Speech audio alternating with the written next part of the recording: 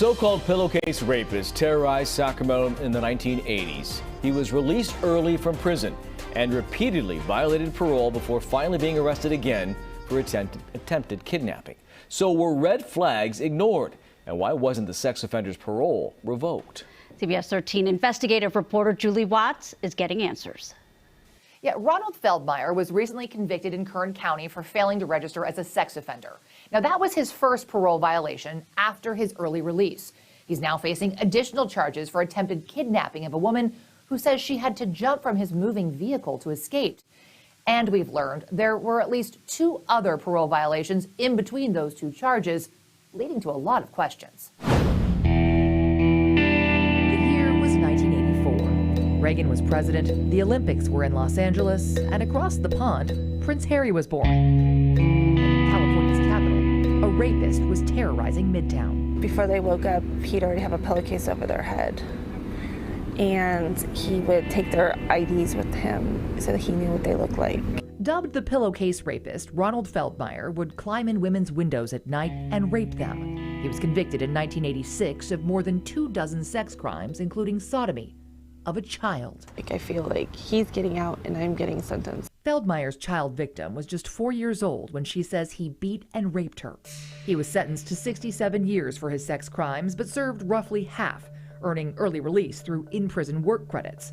When he was released in 2019, his child victim warned she feared he would strike again. To me, it's more dangerous when they're getting out because they don't want to go back. But Feldmeyer is back, convicted of failing to register as a sex offender and awaiting trial for attempted kidnapping. His alleged new victim said she had to jump from his moving vehicle to escape. You know, at the end of the story, obviously there's a new victim. He would have likely been incarcerated if folks had taken a different tack. Doug Eckenrod is a retired deputy director for California State Parole. He says the sex offender's parole should have been revoked long before the alleged attempted kidnapping. I'm shocked at the actions that weren't taken. Eckenrod cites multiple concerns, beginning with Feldmeyer's early release in 2019, which was mandated by state law that allowed him to earn day-for-day work credits. I feel for the victims in this case. Ambush was somebody getting out decades before they should have. Eckenrod's next concern? Feldmeyer was never designated a sexually violent predator.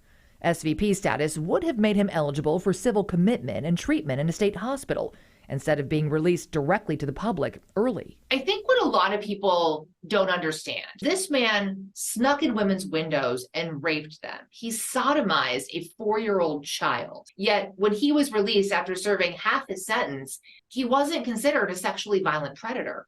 Why? You know, that's a great question because it exposes another problem with our sex offender supervision management program. He points to the sex offender scoring system called Static 99. It's a predictor of sexually violent recidivism, which he says is weighted heavily on age and years without a new crime. Feldmeyer was behind bars for 3 decades, so he had no new arrests, and was in his 60s when he was released. So records show his Static 99 score indicated very low risk.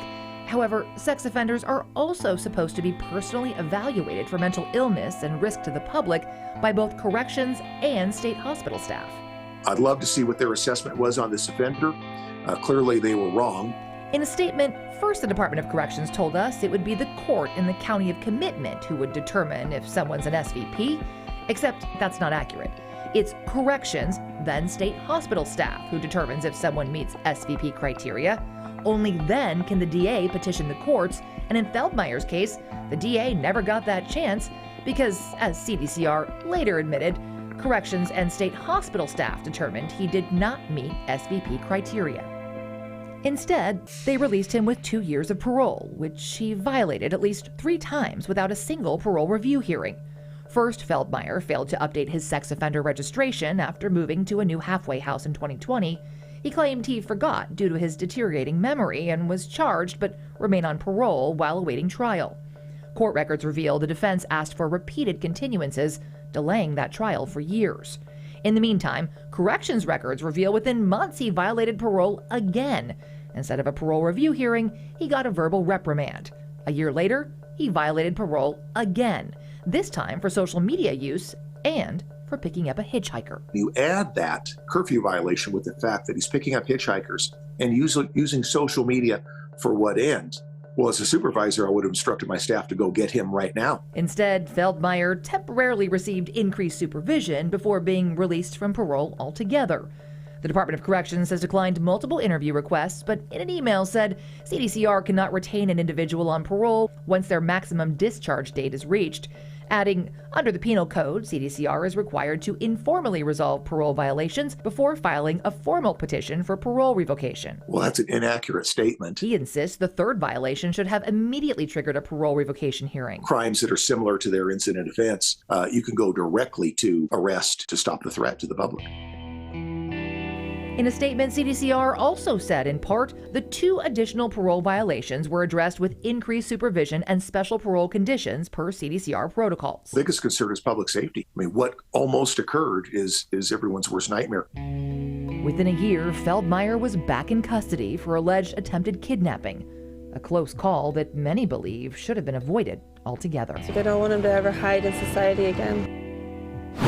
Feldmeyer is now being held without bail as he awaits trial on those attempted kidnapping charges. He's already facing 25 years to life for his conviction for failing to register as a sex offender.